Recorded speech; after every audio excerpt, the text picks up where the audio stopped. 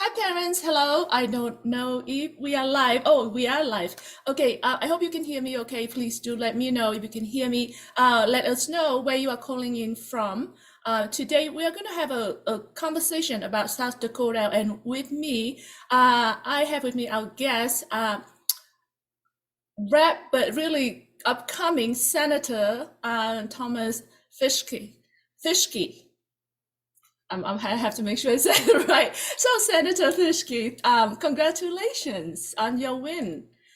So exciting. Thank you so much. Yes, it was definitely one of my most difficult races this last primary, but I was able to prevail, and now I won myself a seat over in the South Dakota Senate. So that's pretty exciting. So, when is this going to start? When is your next session? So in South Dakota, per the South Dakota Constitution, a session starts the second Tuesday in January, and then it lasts for roughly 40 days. And so that equals out to about 9 weeks. And so it gets over about mid-March. So I see. Okay, okay. yeah, So just give me a moment because I want to make sure I kind of have this problem every time is I need to make sure that the live is working okay and that people can because I don't want us to go too deep into the conversation and people are not able to hear us for any potential technical issues. So yeah, just give me sure. 1 second. Yeah, no Um, problem. and I don't know if it's just my account, like with Facebook, something, it kind of always do this. That it always at the beginning, it always kind of giving me trouble with you guys in the chat room. I have trouble seeing your comment, but could you let us know? Really, can you hear me? Let's see. Okay, I see Mike, I see Claudia, I see Niti. Thank you so much for letting us know. Okay, good. All right, so our audio is great. People can hear us. I'm glad. Okay, and yeah, let us know where you're coming from and any question you have for him. I do have my questions, but yeah, it's also your time to ask him questions. So today I wanted to ask you about your perspective and experience with child custody issues and how the system fails to families and any potential suggestions. Obviously, you've been working on a lot of these issues in the legislation and what you see can be made, what are things that can be changed in the near future and also potential further far out. So let's talk about child custody issues that let's actually start with your personal situation. Like I don't know, I'm assuming situation, but how is have you faced with child custody issues? Yeah, absolutely. So back in 2014, I found myself unfortunately going through a divorce, and I have three young children at the time. At the time, they were 4, 2, and just a 6 month old. And so, definitely that's a trying time for a parent. You have young children, and unfortunately, my marriage was on the rocks for quite some time, and it just had come to a boiling point. And unfortunately, my soon-to-be ex-wife decided she was going to move out, and she took the kids with her. And I was getting up in the middle of the night, giving my youngest bottles, changing diapers, taking my kids to daycare, doing everything that a fit, willing, and loving parent does, being there for my kids. And yet one day I'm just relegated to this every other weekend visitor situation.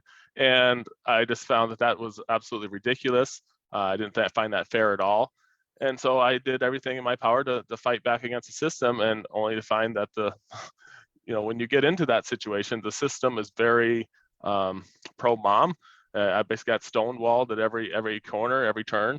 And yeah, I just did my best to be there for my kids, but unfortunately the system is not, it's advantageous for people that are not going through a rough time, and they're already fighting because they're not agreeing already. They're going through a divorce because they're disagreeing on stuff. And then when you add kids into the mix, it just makes it 10 times worse. So that was my experience. And that's part of the reason that I ended up leading me to running for public office, was because I wanted to change these laws. I didn't think that I got a fair shake in the family courtroom. And that's something that I vowed that I'm going to try to fix. So. Well, interesting. I didn't know that's caused you to run for the public. Actually, what you are experiencing is very common among our audience. I know, like, let me know in the audience if you guys have run into that kind of, and let us know, what are the custody issues that you are facing.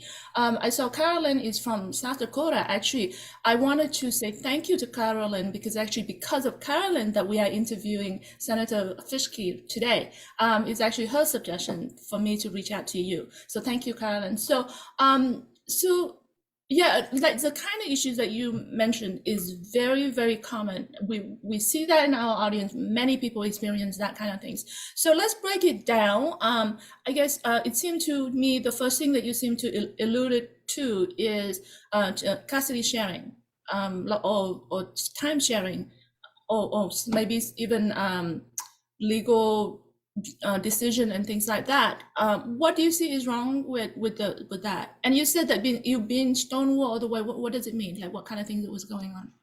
Well, in the state of South Dakota, we do allow for joint physical custody arrangements or shared parenting, whatever term you want to use. But unfortunately, the judge can grant that if they feel that's in the best interest of the child. But more often than not, if you don't get the right judge, they're just going to side with the mom, right? I mean, especially in my situation where I had young children, they just felt that having that substantially more time with the mother was in the best interest of the child. And I fundamentally disagree with that. I think that a father's involvement in a child's life is just as important as a mother's time with their kids. So, but that's the judge that I got in my circuit, in my case, and that's just the road that I end up going down. Now, I forget the details of your question, sorry, but No, that's fine. But actually, you just touch on also an important topic, which is gender bias. So with your situation, you experience gender bias. Do you believe that that's a personal situation because you mentioned about your judge, or is that actually a system-wide problem? well, if you look at the more I study the system, it's more of a system-wide issue. Judges just seem to have this, even if they would agree to it or not, it just seems that they have this understanding that a child needs to have a substantially more time with the mother, especially at the tender age. We did away with the tender age doctrine in the state of South Dakota many years ago, but unfortunately, we're still having judges that still have that bias in them, and the legislature, for some reason, has decided that we're going to leave this in the judge's hands. And so an attorney that was at one point in the good graces of the governor and appointed most likely to that seat to be a judge now is making decisions on child custody cases when they're really not qualified to make those decisions whatsoever. And then we have sometimes they appoint home study custody evaluators, mediators, and the whole gamut. And yet they go down this road and you're paying them thousands of dollars, and then they make this decision at the end of the day that you really don't agree with either. And it's like, how did you even come to this decision? To me, this times I've heard of other states where it's super corrupt. There's money going underneath the table and making these decisions. But I mean, I can't prove that in my case or in the state of South Dakota. But it does seem like there's some fishy business going on at sometimes, and I don't understand how they come to some of these decisions. And the other thing about it in say South Dakota, there's very few of those people that are doing those custody evaluations and home study evaluations, and it clogs down the system for one, because it's hard to get them to book their time, and then they take a very long time in making their decisions. So by the time all of that process is complete and you're in the court and you're actually trying to get the judge to make a decision, you've already lost all that time with your kids, most likely 6 months to a year, if not longer. And the kids are already settled into a certain situation. And now it's like, well, the judge says, well, looks like this is working the way the current situation that we have. So we're just going to leave it at that. Yeah, And that's actually, unfortunate. yeah, that's something that's very common with and later on when we talk about hopefully we're going to discuss about false allegation. That's even making things even worse because there are people that will actually use that as a tool to drag the process out, and in the meanwhile the child is separated from that one parent, and and not to mention, potential brainwashing and programming that going on. So now the process could take years, and then by that time, the end of it is too late. You're finished the legal process, but emotionally you lost the child. And yeah, it's really terrible. So what I wanted to touch on what you just talk about in terms of, it's interesting, isn't it? Because there are several things that was going on. Is that one, we need to change the law, but that is not enough, because then also going into practice, because you talk, for example, you talk about there's a change, there's a removal of the concept of tender age, but then in practice you still need people to actually applying the law correctly, and that's a problem, because now you're looking at all sort of practitioner that are not properly, because now you're dealing with humans, so there's entrenched biases, there's lack of knowledge, there's corruption, there's all sort of things, and so and lack of education and awareness. Actually, we see that a lot is at all levels: judges, lawyers, therapists, mediators, everybody involved. There's a lack of education as well. So that's a lot of work that needs to be done, because changing the law is one thing, which is already hard enough. But the law that you are making at the Capitol is not being applied properly. And then so now by the time it gets to the families, it doesn't work. And yeah, so we have a lot of problems. So I see in the chat room. Well, if I may just comment on that, I think if we were able to change the law in the state of South Dakota, and like we have done in a couple other states, is and have a presumption of joint physical custody, I would hope that the judges would hold up their judicial obligation to follow the law in the state of South Dakota that the legislature passes, and start with that presumption. And so that's my hope, is that someday as a legislator, I'm able to pass that legislation, God willing, one of these years. And then we're going to have judges that actually will start from that standpoint, and actually give men and some women who just give both parents an equal shake, right? And it's best for the kids. Study after study after study have shown that this is the type of arrangement that is most likely in the best interest of the children. So I don't understand why we as a legislature wouldn't start from that standpoint and tell our judges, this is where we need to start. And that's the other problem too, is a disconnect between true science and the application of it in the law. Because like you said, there's a lot of study. For example, we interviewed Dr. Fabricius from Arizona University, and he done a lot of research into father and children relationship, parent-children relationship, and the benefit of equal shared parenting, for example. And it was then appropriately applied in certain states, but then we also have many states that don't, people don't get that. We also see similar problem when it comes to, like, so my audience consists mostly of alienated parents and alienated children. So parental alienation is this concept that there's a lot of research, but then when we go and talk to legislators, or when we're talking to family law practitioners, there's a lot of debates, and there's a lot of people that don't get it, and there's people even think that there's not research, that people even claim this and that, and that's a problem. I'm sorry, you get me into this and I have to reload this thing. I don't know why, again, I lost this thing. It's so frustrating. I don't want to lose the audience question. I want to make sure. Okay, it's working. Okay, so Mike said there's no oversight for family law judges. Actually, there are oversight, no? There are the board, there's American Bar Association. I think that's who is supposedly where you can file, or I don't even know where you can file a complaint about judges. Not that I'm saying it's effective. I'm saying that there are exactly. Well, the problem, I mean, we have in South Dakota, we have the same thing. We have the Bar Association here in South Dakota, but those people, they stick up for each other. I mean, it's a buddy system. I mean, and that's what judges are. They're lawyers, right? And so their buddy's going to stick up for their buddy. You also have the process in any state that if you don't like the decision put out by your circuit court judge, you can appeal to the Supreme Court. Now, the Supreme Court's just going to make a decision: did or did not the circuit court judge follow the law? And if they have a standard that did the ruling, was it in the best interest of the child? Did they use their judgment and say, this is in the best interest of the child? Well, of course they can say that. I mean, that's not hard. So if you get an unfavorable ruling, you're basically just kind of stuck for, 3 to 4 years until you can claim that you have a change in circumstances. The kids are older now, and we want to have more time.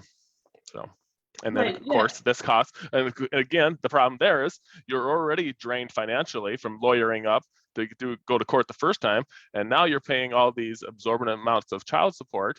And so it's very difficult to lawyer up again and go back into the courtroom again to try to get more time. Right. And not to mention emotionally, you're Yeah. being drained, you feel broken. A lot of parents in my audience actually suffer from complex PTSD, things like that. So, to going back to court again, it's just such a painful thing. So we see, okay, sorry.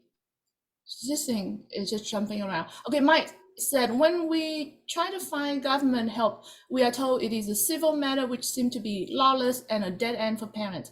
Is there a workaround for this pass the buck store tactic? And now I don't quite understand specifically what is the question, Mike. Does it make any sense to you? Well, what I'm hearing is that he's not able to exercise his parenting time, and then you try to call the police, and the police are going to say it's a civil matter, and they're not going to get involved. Same thing happens here in the state of South Dakota. You're absolutely correct. In the state of South Dakota, I think I actually passed a law, or I was informed of the law that we've had, that if you're not being able to exercise your parenting time, you can go file a form, go down to the clerk of courts in your county or wherever your case is, and file a form saying, hey, I've been denied my parenting time and I want to get back in the courtroom because of that. So that is a little bit easier process here in our state, but still it's a pain in the butt, because you could easily just exercise your time if you just let the kids come out of the house or whatever it may be, or be home when it's my time to get my kids. But that does happen, and you're right, police will not get involved because it's a civil matter. Yeah, we actually see that a lot. So the issue of custody interference, like when it's your time to supposed to have children, and then the other parent refuse or do not turn up or whatever, and then when, yeah, like you said, when you call the police, they said, oh, this is a legal matter. No, this is a civil matter. And actually, in South Dakota and in pretty much everywhere else, it is a criminal matter. It's a felony. So actually, coming up to this interview, we actually listed, for the parents in the audience, we actually posted this list of a number of laws, codified laws in South Dakota that we thought would be of interest to you. And so in there was, for example, 2219, Section 9 is about custody interference, and you will see in there that is a misdemeanor and then a subsequent violation. So a repeat violation is it turned it into a felony. But so you got that law, but it has no weight, because you go to the police and said, wow, there's a crime. Essentially, this is a crime that was, happened to me. I'm the victim. The police said, no, this is a civil matter. Go back to court. Well, I already been to court. I already have this piece of paper that tell me that this is my time to have my children, but yet you're telling me this piece of paper have no weight, and you tell me to go back to court to get another piece of paper. It's ridiculous. Yep. Absolutely. You're absolutely 100% correct. I think I've read that statute before, and yeah, you're not going to get anywhere because, again, you're not going to get the police to come and get involved.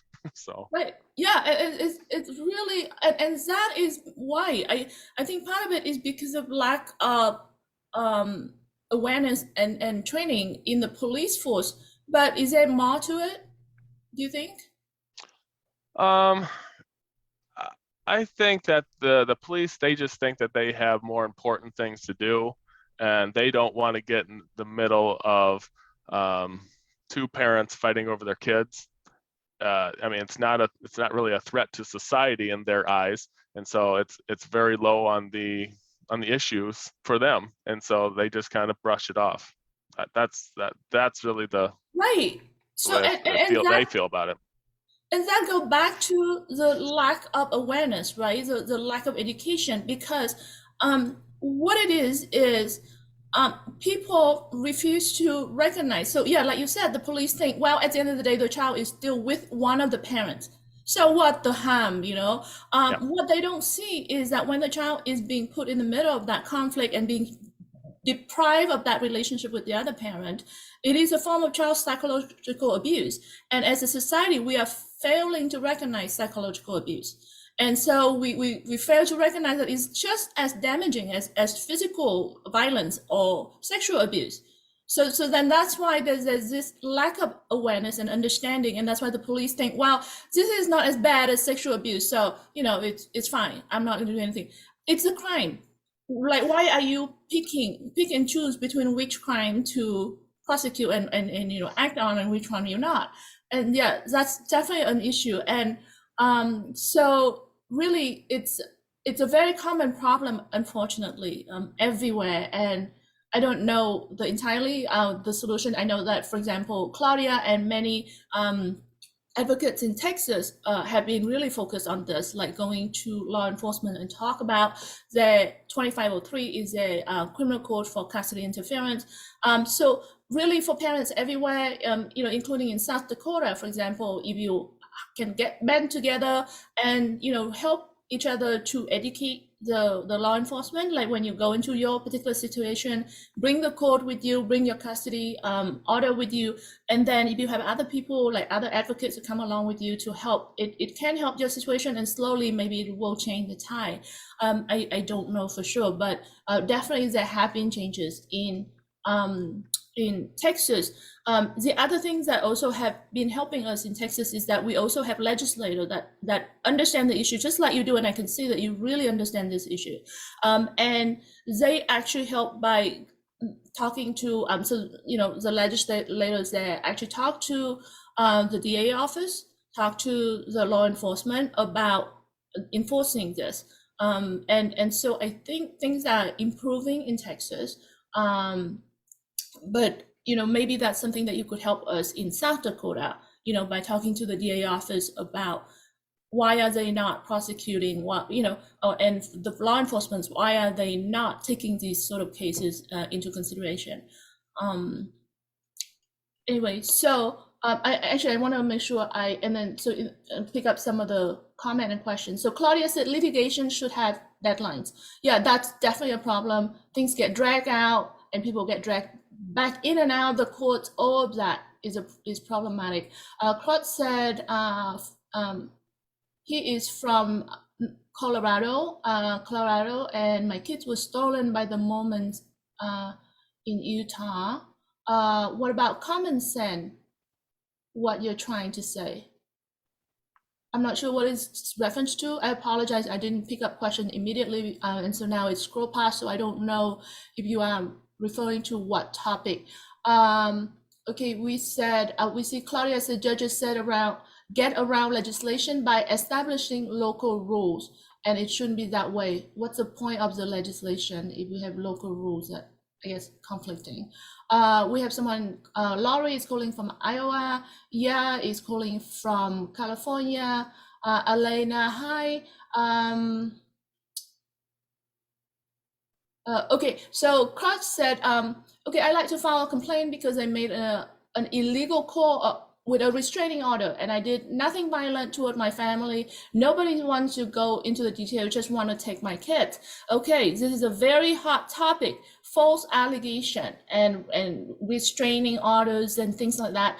So essentially using the law as a weapon against people. So can you talk about this? Have you faced this personally, false allegation, restraining orders?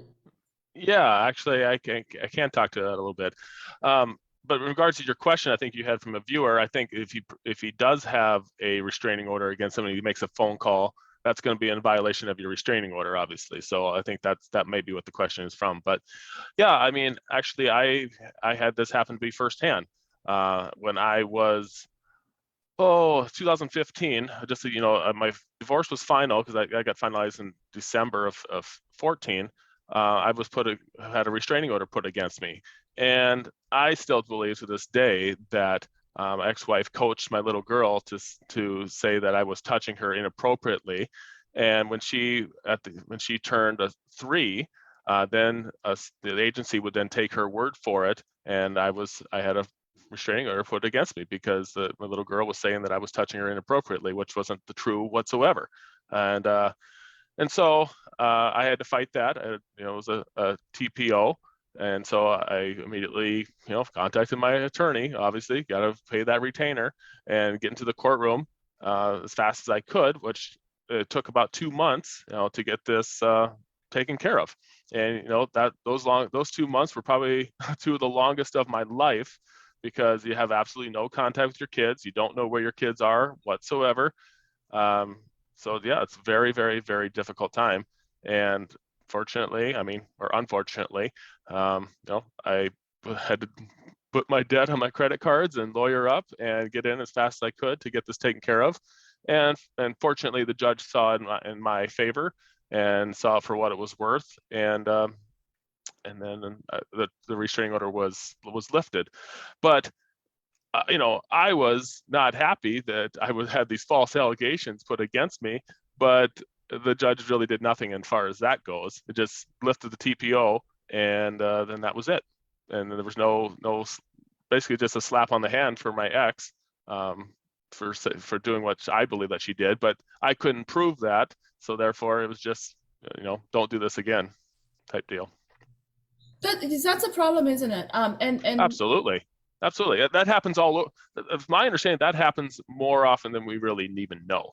It happens so often that's how people get the upper hand in a lot of these custody arrangements, especially at the point of when people separate, when, you can move out, take the kids with you, slap a TPO on somebody, get established in another school district, move to another place, move in with your parent, the ex moves in with the parents with the kids. And then they create this new normal for the children.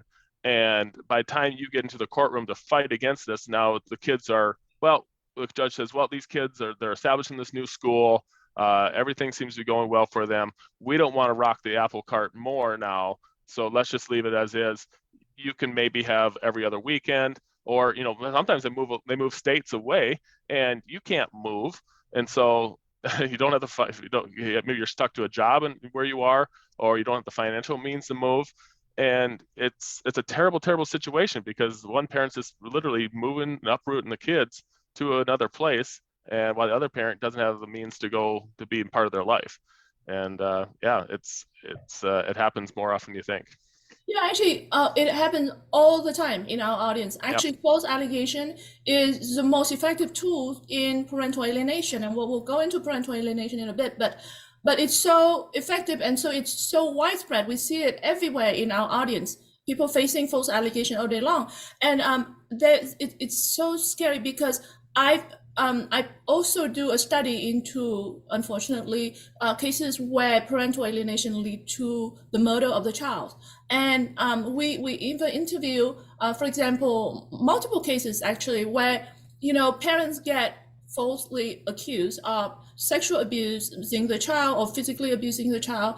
And then it took, like you said, forever to clear it out. And if you're lucky, you clear it out. So in their case, I don't know, you call it lucky or unlucky, they were able to clear out that allegation of sexual abuse. And then the other party, because they can't stand losing, so then they kill the child, because now they was determined to not allowing the other parent to have the child. So and that's the thing. It's a terrible thing, and then for a lot of parents, they can't even, like you said, you can't afford the lawyer, or you go in and you have a judge that doesn't see it. So now you go in with this false allegation that you can't clear, and that's even, so now the other party is legally allowed to have the child. And so that's a problem, because the system is, there's no incentive for the other party to not use that tool, because you win either way. You either get the child and the other party get destroyed, or maybe the other party clears their name and then you don't get punished in any way. There's no ramification for your behavior of using false allegation. And I mean, we have law for perjury. Perjury is a criminal matter. Again, nobody enforcing that law. Nope. Yeah, and that's also a big problem. Okay, there's a lot more questions. And actually, Claudia says this is an event scheduled this Sunday. Yes, parents, if you're calling, yes, we have our monthly event. Like it's a community event, so it's a Zoom call where you can join in and have the conversation with everyone. It's this Sunday, so yeah, check on our events tab to join in. Usually, it's a very helpful and very crowded but very helpful event. Okay, Chris said it is the kids' best interest parenting time as the judge order. Okay, I'm not sure what that means. I mean, I agree. Elena said, I'm going on almost 8 months since I seen my daughter. And that's heartbreaking. Yes, Like, it is. yeah, and that's the thing. It's like, it's almost like your life stopped. You don't see anything else that matter, because not seeing your children and what worse is you don't even know if you're ever going to see them again or if there's ever anything. It's so scary. It's so painful. Yeah, I fortunately, I never had a situation besides this time where I had this restraining order against me that I went a long, long time without seeing them, like months like that. And I can't imagine the anguish and the hurt that some of these parents that are going through when they haven't seen their kids for sometimes years. Yes. It's terrible for the parents, but it's even worse for those kids because they're literally some situations just wondering, why did my dad or why did my mom abandon me? And that's a terrible. It's so terrible to think that some kids are out there thinking that. And it's not that they abandoned them, it's just that the system forced them out because we had a narcissistic parent that did not want to participate in a joint physical custody arrangement.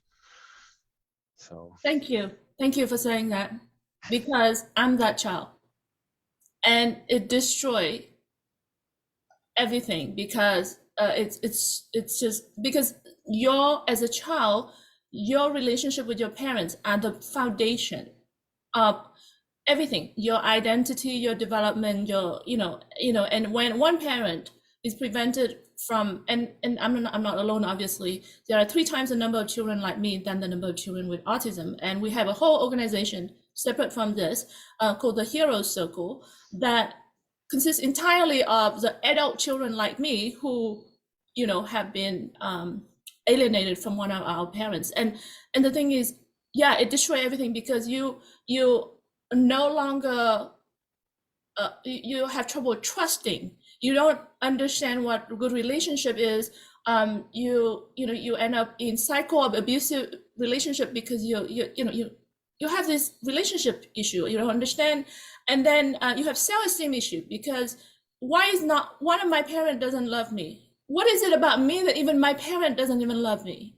Just things like that. There's a whole host of things that dealing with this is, yeah, it's really, really sad. And thank you for saying that, because truly, I always say it here is that the children is the first, really, truly, at the end of the day, they are the victim. right. And parents may not realize this, but really it's actually a lot worse for them than you, because especially for these children, so for my case, I rejected my father because my mother brainwashed me to say that he didn't want me and he abandoned me and all that kind of thing. So later on, in my adulthood, he finally could reach me. I rejected him and really humiliated him. So anyway, it took a long time for me to finally realize what happened. And by that time it was too late because he passed. So a lot of these children, that's a problem, is that on one hand, they lost that parent, the alienated parent, so they never had that relationship. And then even when they wake up later, they try to reach out to that parent. Usually you have been so broken that you're so hurt and you might shut down. You may not want to respond to your child. Or even if you did, you guys have been so apart that rebuilding that relationship is almost impossible. So that child doesn't have that parent. And then on the other hand, the child turn around and realize that the other parent that I have is the one that had been abusing me all along. So as an adult, this child is now completely emotionally homeless and an orphan, and it's horrible at that point to realize it actually. So really, for parents to kind of understand what your children are going through, it's very important.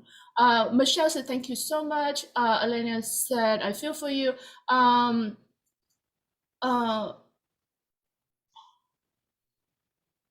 Yeah, Petra, I feel for you too. I'm sorry you had to go through that.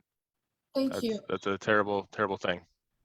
Thank you. And Chris said it's actually legalized harassment of child abuse, not allowing a child time with their parent. Yeah, for sure. And by the way, along with in the list that we posted for you guys for South Dakota laws, is one of them that's actually recognized, and I thought that was interesting. Is South Dakota recognized? Let me just make sure I see it here. 25-5-30 said circumstances that suggesting serious detriment to a child, and one of the factors or one of the circumstances actually said the extended unjustifiable absence of parental custody. So that was interesting because South Dakota recognized that when the child doesn't have a parent, it is detrimental to the child. So I thought that was really interesting. And then someone said, "Oh my God, it's so frustrating." Chris says, "Law enforcement are no problem use and abuse in the beginning with being used for false allegation, gaslighting by the custody of parents, using and abusing them. Why cannot abuse victim parents and their children have appropriate use of law enforcement?" Okay, I understand what you're saying, Chris. So Chris is saying that sometimes even the law enforcement are being used as the tools to weaponize against the alienated parents because, again, you're dealing with lack of awareness, lack of training, but also human biases and human nature. So, because we all make decisions based on, and that's another whole interesting thing that I'm very curious about. How do we as humans make decisions in trusting others? Because when this happens, when one parent is being alienated from a child, it doesn't happen in isolation. There's a whole host of people that's supporting this. School teacher, doctors, lawyers. There are lawyers that really going out to destroy the alienated parents, and it's not. Sometimes you look at it, it has to be more than just money. So Well, that was going to be my comment. I mean, a lot of times with lawyers, it does come down to money. They're just they're paid to do their job, and they're going to do their job. You think about it though from teachers and counselors and neighbors and whatnot. A lot of times, I kind of just feel like those citizens, they just feel like this is not my place. It's not my place to say something. Maybe I don't know the whole situation, whatever it may be, and they just tend to back off and not get involved. Good or bad, I mean, I don't know, but I mean, this is a society, we might want to start speaking up and saying, hey, I know that your neighbor, that guy, he's a pretty good guy. Maybe you should consider letting your kids see him more than you do. So right.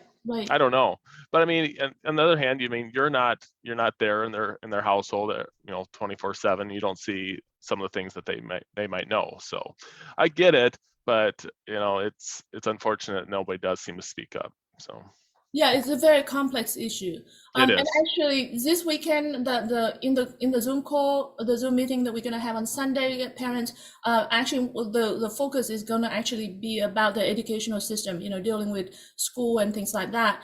And if you are not aware, we do have a flyer that's specifically designed for educators. So if you guys wanted to go to our website, VictimToHero.com, we have a flyer that if you wanted to print it out, you can use it. Feel free to use it to distribute it to your schools, the teacher in your school, your child's school, and things like that. Because we definitely wanted to, and that flyer essentially lay out where facts. Here are the laws and where the rights of the parents and things like that. Because sometimes the teachers actually also don't understand that there are laws that allowing parents to have access to the children's school records or information and things like that, and they somehow inadvertently participate in the alienation campaign. So yeah, feel free to go to our website and download that. Okay, Malek said false allegations should lead to criminal charges. Yeah, that's exactly what we were saying. Is the problem right now is there are laws. So, for example, perjury, lying, is a criminal matter, but it's not being enforced. And definitely the issue here is because they don't enforcing these laws, that it then enable the alienators to, there's no reason why they should not commit these crimes, because there's no punishment, right? There's no ramification. And yeah, definitely it's a problem there. But said, I'm sorry. One idea that I've had that I've presented to the legislature is that if you do, lie to the police officers and you get a restraining order put against your other person, and then that's found that is to be false, you should be liable for the other person's attorney fees for making you take him back to court and fight for your kids. And that idea failed too, but it's I mean, you have to make some deterrent for these people that continue to do these, use the system to alienate. And there's really no stick. They have the carrot out there, but there's no stick if you do wrong. And so it continues to be a problem because of that. Well, so I wanted to get more information on that. So you mentioned that it failed. Interesting. Like, why do you think it failed? Is it because of a party line, political sort of thing, or is it because people truly don't understand it, or they worry about some unintended consequences? Like, why did it fail? Well, in South Dakota, we're very red. It's a very Republican state.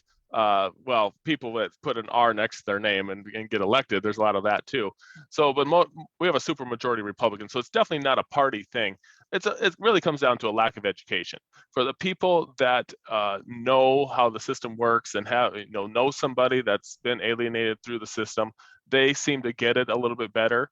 Or I have my certain people that I'm allies in the legislature. They seem to trust me with it, and they understand that I know what I'm talking about here.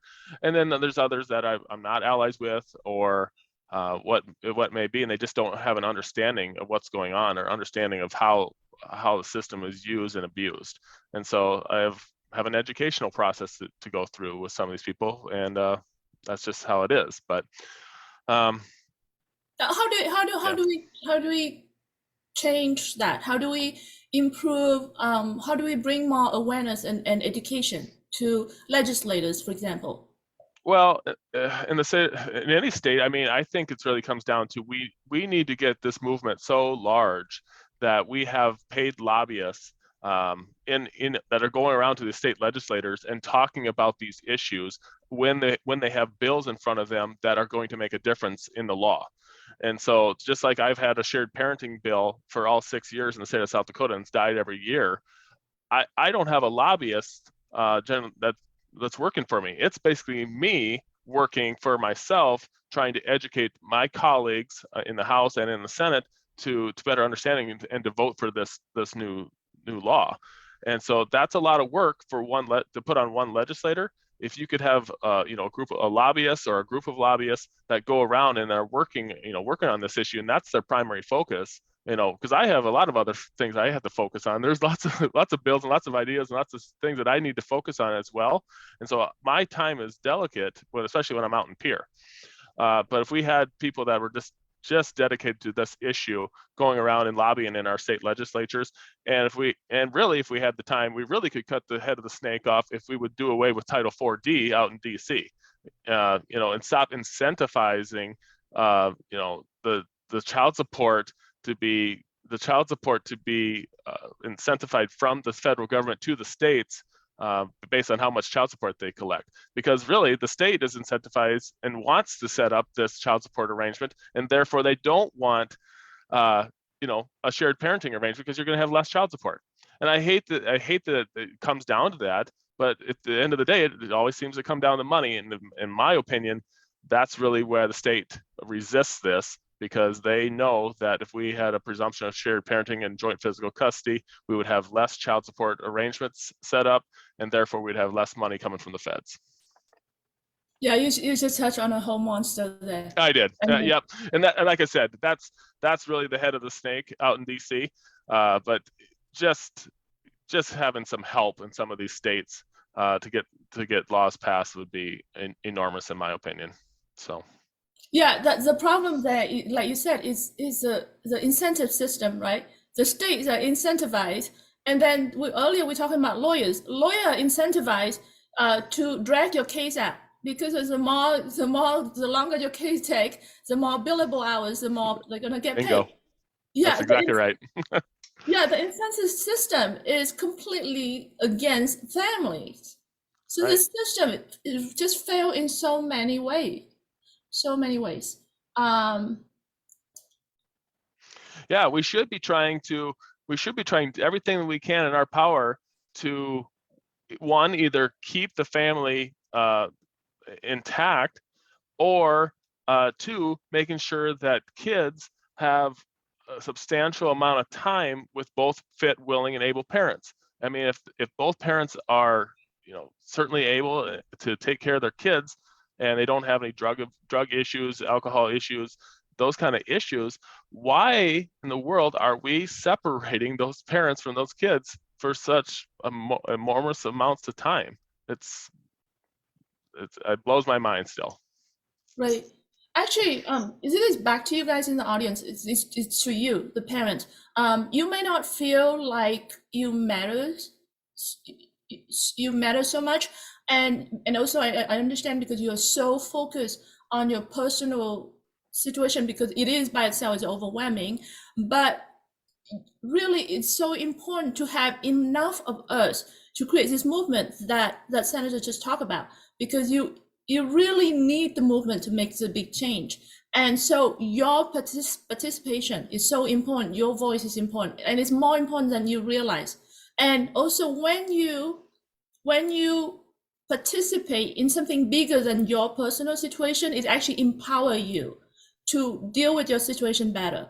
So really, I highly encourage you to be more proactive and more active in the community, because you can make that difference really more than you think.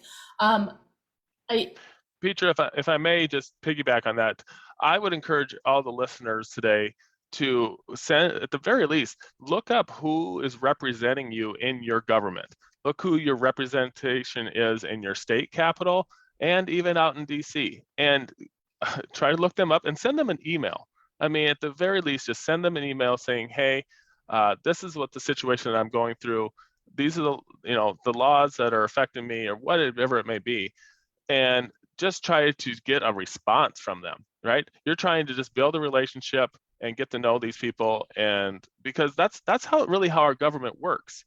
We are a republic, right? I represent a certain amount of people here in the state of South Dakota that are my direct constituents. And then overall, I mean, I make laws, I vote on laws that affect everybody in the state of South Dakota. So when people email me, I usually take the time to at least read the email. And if they're voters, I usually take the time to at least respond to their email. Now that's just me. And I know South Dakota is a small state, and other states are a lot bigger, and you might not get a response, but that's something that everybody listening should at least take the time to do, and at least make that effort. Because if you don't say anything, definitely nothing's going to get done. Thank you so much. And parents, if you just Google, I think the website is called "Who is my representative," and then you can just it'll allow you to insert your zip code, and then it will pop up, and you will see your state representative as well as your federal representative. And really, they are the people that are representing you. So they, really definitely speak up, because the more people reaching out to them and raising the same kind of issues, then the more it's going to bring their attention to it, and then hopefully we'll get to solution even better, faster. Claudia said, let's help South Dakota. I think Claudia is talking about Actually, Claudia, feel free to clarify. So Claudia is actually this amazing advocate. I'm so grateful to have her along with me, for all this time. She's in Texas, and she's extremely helpful and very proactive when it comes to advocating for children's rights. And we go to talk to a lot and build relationship with a lot of legislators, on both sides of the aisles and both chambers. We talk to a lot of stakeholders, different organizations, including organizations that don't agree with us. We're reaching out to different organizations, professional organizations. We reach out to judges and everybody, because we wanted to make changes. So we talk about, one of the big things that we focus on is custody interference, which we talked about earlier, because of the lack of enforcement and lack of awareness. So really, Claudia is amazing. So Claudia also said the same thing I just said. Just Google who represents me, and that will take you straight there.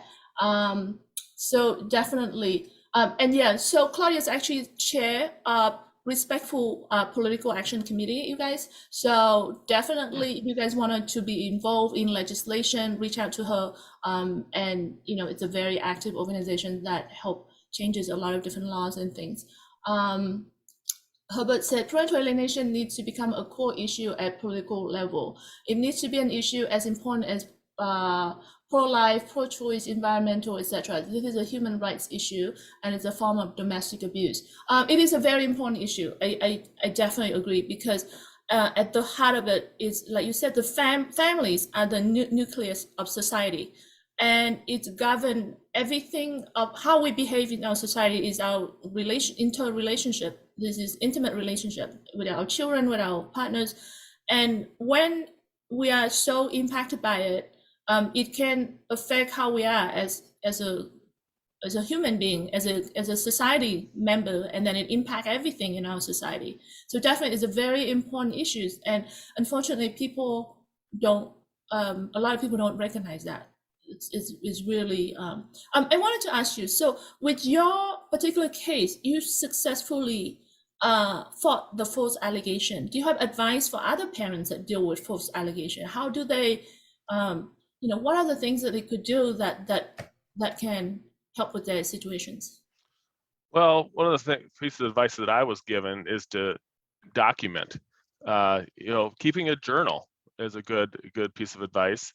That kind of needs to be done just as a rule of thumb before the alienation happens. I mean, so you can document, this is what we did, this is where we went, and just keep a journal of all these events. They're gonna, that can be proof in the court that, how could this have happened when we were outside playing basketball, or we were playing catch, or we went to a movie, and yet you're claiming that somehow I had this abuse.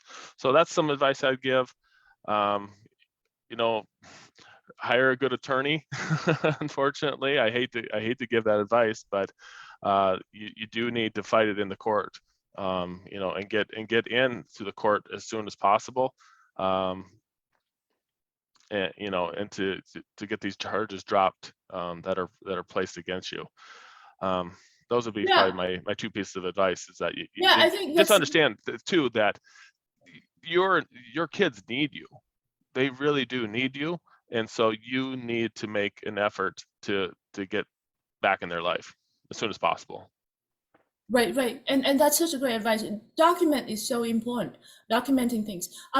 Can we also talk about, so you're talking about the outside stuff, right? Documents and getting good lawyer and fight in court. But we also talk about how painful it is going through that experience, how much anguish and anxiety and suffering. Do you have any advice regarding, how parents can deal with that? Because that, I think, is also extremely important, because if you can't handle it in here, you can't handle the other stuff. And then when you go to court and you look like this really distraught and broken parent, you might look like you're not really a fit parent for the child to the judge. And then it can actually make things worse. So how did you handle it during that time, and what advice do you have for the parent? Well, during that time, I really did have a tough time with it. But my advice, that's another good segue and thing you bring up. that people should have a counselor or a life coach, whatever you want to call them. Men typically don't really think that they need to go to counseling, right? They think oh, I'm this big burly guy, I'm tough, I don't need to go to some shrink, right? Well, the thing about it is, if you are going to a counselor or a life coach consistently, every other month or whatever it may be, once a quarter, you're talking about your problems and you're talking about your issues that you're going through in your life. And that person, one, can give you some advice, and two, they're a professional, licensed professional in this arena. And if you are called into court and you need somebody in your corner and your life coach thinks that you're still a pretty decent person, you can have them called to the stand and say, hey, no, this person is probably most likely didn't do this because of this, and this. This guy, obviously he's going through some issues because his kids were taken away, but he really is a pretty decent guy, and he really should be able to have time with his kids. And so that's another good piece of advice as well, is that I think, just think of it just like you go to the dentist, right? Every quarter or twice a year to take care of your teeth. Think of it like you're going to your life coach, your counselor, every quarter or twice a year or every month, whatever it may be, whatever you can afford, whatever your schedule dictates, that somebody that's in your corner, for one, in these kind of situations, and two, just as good for your mental health. So that's some really good advice, I think. Yeah, no, I think that's very good. Unfortunately, as human being, I think we have the tendency to overlook things that are not physically visible, right? Our mental health is not, like, Right. if I scratch my hand, I see it and I hurt, I feel it, and I immediately, I know how to put a Band-Aid on it. But, if you feel sad, a lot of the time you don't, or you feel whatever, you overlook this thing. And it's the same thing earlier that we talked about, the psychological abuse of the children, the suffering of the children. These are the invisible things that we need. It takes effort, like conscious effort, to put in, to take care of it. And so that's definitely a really good advice. Thank you. Your priest said, we are broken deep inside, fighting for so long and not seeing any traction. And that's also really scary, because having this helpless and hopeless, this sense of helplessness and hopelessness is so scary. And also feeling that way actually makes your situation worse, because you then not fighting as effectively as you could for your children, unfortunately. And now, I don't have a ton of experience in that situation where you're not having any access to your child, but things like sending letters, sending birthday cards, sending Christmas gifts, just to let your child know that you do care, you are thinking about them. I think that would be the best that you can do in that situation. Yeah, that's a whole other issue too, where the other Right. parent will throw it away or I take get it it. and then use it as, oh, this is my gifts, instead of, and then there's a situation too where we know that there are alienating parents that would create fake phone number to text the child to pretend, like, it's horrible things, to pretend to be the other parent. There's just no end to, unfortunately, we as human, our capability of destroying each other. I get it. Unfortunately. I get it. You can only hope that the narcissistic parent, the one that's doing the alienating, doesn't do that. You can only do so much, but those are just some ideas that if you're feeling hopeless and down and out and whatnot, and you're not having any access, do that at least, and then make a journal of it, right? So at some point in your life, when that child is an adult, you can try to, like your father did, try to have that contact and say, I tried to be there. I tried, and here's other things that I did. That's what I would do, I guess. Thank you. So for parents, really, it's so important to take care of your well-being. Get the support that you need. You really need to get that support, because you need to be well yourself so that you can be there for your children. No matter what the situation. You really need to be watched. So get that support. If you can't afford, professional help, then reach out to the community. Get the surround yourself with people that really understand you and what you're going through. Because sometimes you also have family and friends that don't understand, that make you feel worse. Because especially for mothers, actually, is when you don't have access to your children, people immediately will think, oh, what's wrong with you? Why don't your children see you? You must have done something bad. So definitely take care of yourself. I know that our time is up. Do you have any last wisdom that you wanted to share with the audience, and anything else before we go? Well, I just want to thank you for having me on and giving me the opportunity to speak and share my knowledge, what I have with your audience. I guess the last thing I just want to say and reiterate, I guess I probably have already said it, is that you are important to your kids' lives. I mean, we have seen time, the studies have shown that the kids grow up without, especially, without their dad, are more likely to be, drop out of high school, more likely to be in drugs and alcohol issues as juveniles, more likely to have teenage pregnancies, all these social ills that come when dads are not around in their child's life. And so do whatever you can for your kids to be there for them. It's important. Thank you so much. And please let us know if there's anything we can do to support you in your effort to make the changes that are needed for families and for children. Really appreciate your time today. Thank you, Senator. And for everyone, please help us share this video so that more people can get access to this information. We really appreciate your support. Join our mailing list on our website, VictimToHero.com. And if you want to support us on Patreon, we are VictimToHero on Patreon. Join us this Sunday for that Zoom call, and then I think next Monday, I don't remember the specific date, but we also have another legislator from Pennsylvania that we are going to be interviewing. So please join us. And thank you so much, Senator. Thank you so much, everyone, and have a great day. Stay wonderful. Thank you.